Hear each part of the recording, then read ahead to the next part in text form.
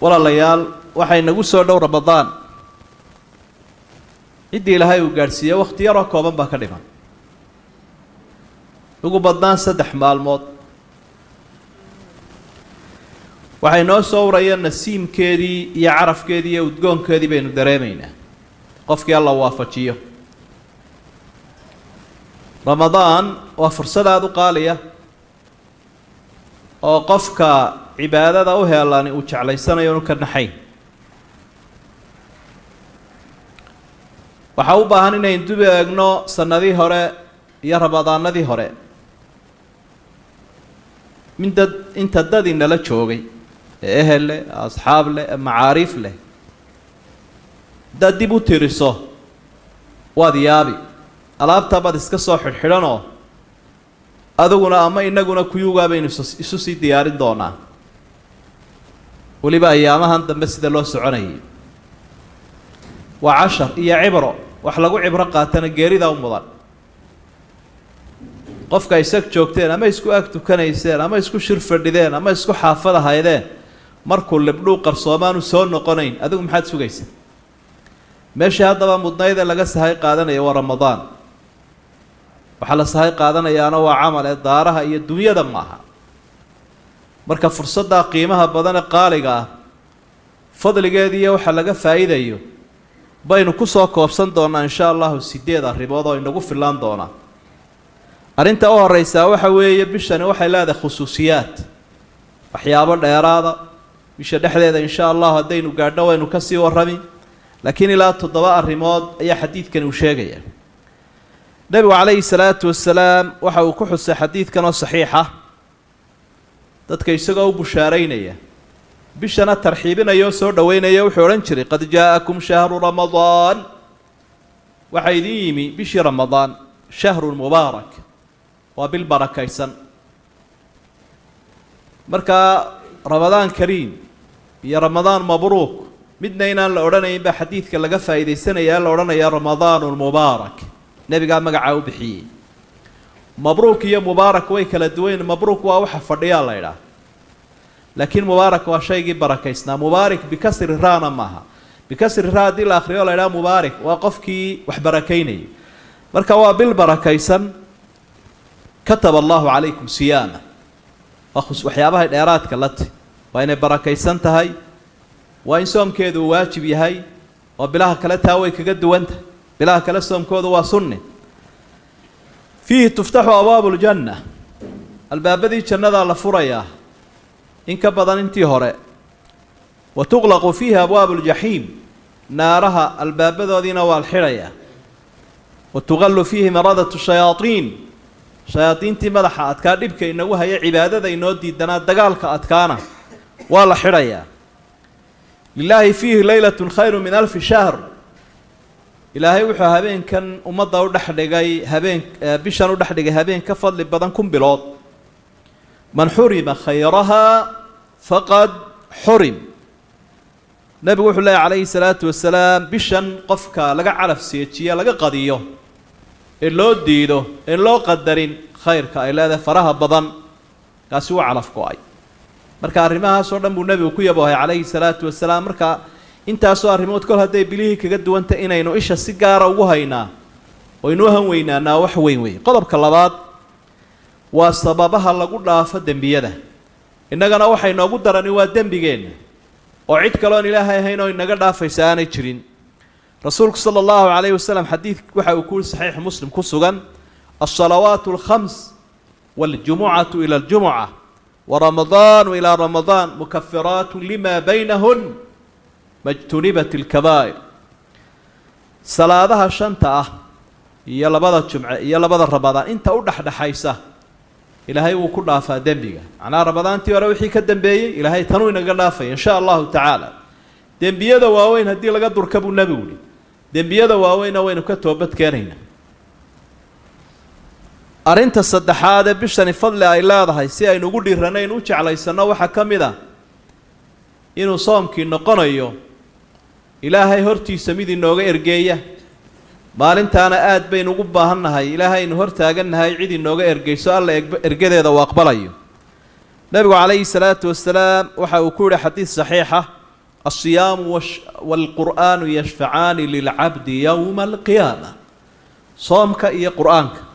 لبدا سبا أدونك وي أشفاعة قاضي وي أرقينيا إلهي بي أرقينيا مالنت قيامة miduu waliba gaarkiisu u doodayaayo soomkii wuxuu leeyahay ilaahay waxaan u diiday qofkan cunadiisii iyo rabitaankiisa quraankiina wuxuu leeyahay hurdadii baan u diiday habeenkii oo dhan buu akhriyayo oo igu soo jeeday rasuulku wuxuu leeyahay sallallahu alayhi wasallam fayushafa'an waa laga erga aqbalaya amalka saalixayn ilaahay ugu tawassulayna inuu ugu dhawaanayna markuu inoo ergeeyo ilaahay baa ka aqbalaya ergada wax lagu yidiisho qaaliyo cibaadadan iyada ah waxay leedahay dheeraad uu nabigu sheegay calayhi salaatu wasalaam adoomaha ku dadaala caanka ku ana casuumad gaar oo ilaahay u fidinaya maalintu awliyadiisa jannada geynayo nabigu waxa uu ku yiri calayhi salaatu wasalaam xadiidkii saxiixa ahaa jannada waxa ku yaala albaab la yiraahdo rayaan waxa ka gala kaliya dadka soomka caanka ku ah markay galaan ay ku dhamaadaanna waa loo xidhaa macnaheedu si gaar ah u casuuman yihiin maadaama camalkoodu ahaa mid khaas ah oo si khaas oo iyagii ilaahay una isla ogaayeen cibaadadan fadligeeda waxa ka mid ah nabigu wuxuu sheegay calayhi salaatu wasalaam ama aan nidhaahne waa habaaray rasuulka iyo malakul jibriilba cidda bishan ka calafkooda ee ka faa'iideysan weyda ee meel baa soo daran oo kale u kacda malagu nabiga calayhi salaatu wasalaam waxa uu sheegay oo uu ku yidhi 3 jeer buu aamiin dhaydi nabiga aamiin qofka ramadaan u soo gasheen soomin ama nabi maxamed maqleen ku saliin ama waalidkiisiba aanu samafalin ee ilaahay uu naarta geeyo Allah ku fogeeyo aamiin nabiguna aamiin buu mid loo ergeeyaba ma kaasi waa inkaar qabe xadiidkuna waa saxiix habar malag iyo mid nabi meesha isu raaceenna hawl adag ba ka jirta qofkaasina waa qof halaagsamay Allah inaga yeelo fadaa'ilka bishan waxa kamid ah inuu yahay dariiqun cadiimun ila aljanna waa wadada loo maro jannada asxaabtu ridwaanullaahi calayhim allaha ka raali noqdee rasuulkeenna waxay weydiin jireen wixii u keenaya ilaahay raali noqoshiisa ay ku helayaan ama jannada ay ku helayaan hankooda weynaa halka laga yaabo inagu inaynu aad ugu hanweynay adduunyada iyo arrimaheeda yaryar asxaabi abi umaama la oran jiray radiyallahu anhu wardaa ayaa rasuulku su'aal weydiiyay wuxuu qultu ya rasuulallahi dullani ala amalin adkhulu bihi aljanna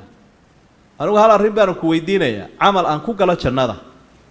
bal mid amal noocaas oo ku dhaga uu dhiib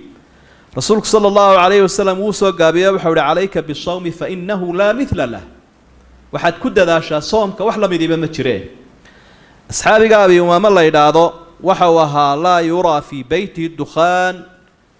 naharan illa idha nazala bihi dhayf inta wixii ka dambeeyay maalinkii gurigiisa dab laguma arki jirin macnaheedu waxa weey dab muu shidan jirin maalin oo dhan uu soo manaan jirin marka martii u timaado mooyaane oo de martidii waxay leedahay in la maamuuso wax loo kariyo oo la sooriyeeyo hadii aan martidaasi la joogin soomkiisu wadan jiro habeen u buux karsan jiray de wuxuu ka ballan qaaday wuxuu nabiga calayhi salaatu wasalaam weydiiyay ee isaguna u sheegay soomkii faralka iyo kii sunnaa labadaba waa noqonaya soomku waa kafaaratu lilmukhaalafaati wa lihinth alyamiin dhaarta culus marka waa adoonku fulin kari waayo waxyaabaha lagu furdaaminayo ka mid yahay soomku ee ilaahay ku dhaafayo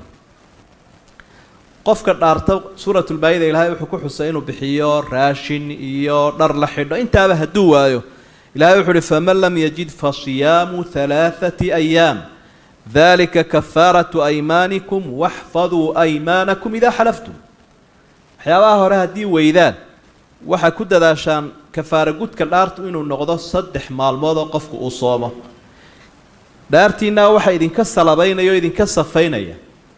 oo ilaahay idinkaga dhaafaya soomkaas baa ilaahay subhanahu wa ta'ala fadliga cibaadadan waxa kamid ah qofka ku dadaala annahu yakunu min as-siddiqiina wash-shuhadaa waxa uu kamid noqonayaa dadka ugu fadli badan adoomaha ilaahay kuwa runta badan iyo kuwa naftooda quudhay ee dagaalka gaalada ku shahiiday liiskaasunbuu ku jiraayo kuwaasunbuu la mid yahay bushaaro uu nebiguna siiyey weeye calayhi salaatu wasalaam inoo sheegay xadiidkuna waa saxiix عمرو بن مرة الجهني الله كرر للنقضاء يا وحد نبى النبي قوي عليه الصلاة والسلام نكاس السؤال بالنبي إنه ويديه وحوليه أرأيت إن شهدت أن لا إله إلا الله وأنك رسول الله وحد يقول أنت رسول الله هدان إلهي قراء أذيك أنك قراء ربي يا رسول هدان قراء وصليت الصلوات الخمس شنت الصلاة أن تكذو وأديت الزكاة وصمت رمضان وقمت فممن أنا دان كد ذلك أركان الإسلام كي توحيد كي صلاة دي سكدي صوم كي يسر شوقي هبين كي إلهي الله عبادي سنين تهدان كد ذلك بل أنو قلادين كتيرة ضد بلان بفضل دينتو أيوشيك تاه ضد كان ليس كودا كدر ميام أن كويدي ديلنا يواكوه رسولك صلى الله عليه وسلم وحوري من الصديقين والشهداء وحد كمت هاي